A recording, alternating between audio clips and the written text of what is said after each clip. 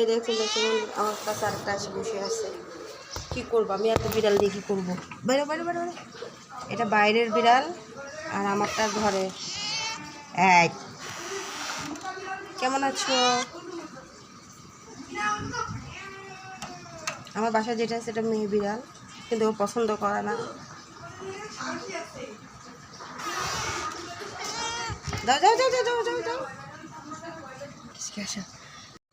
আমার ঘরের বিড়াল আর বাইরের বিড়ালে কি ঝগড়া। আসবে না আসবে না, ওটা আসবে না। দেখি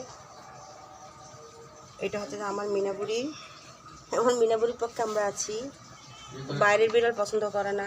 আর ওটা দেখেন কীভাবে তাকায় আছে ফাঁক দিয়ে। দুজন মারপিট করতেছে।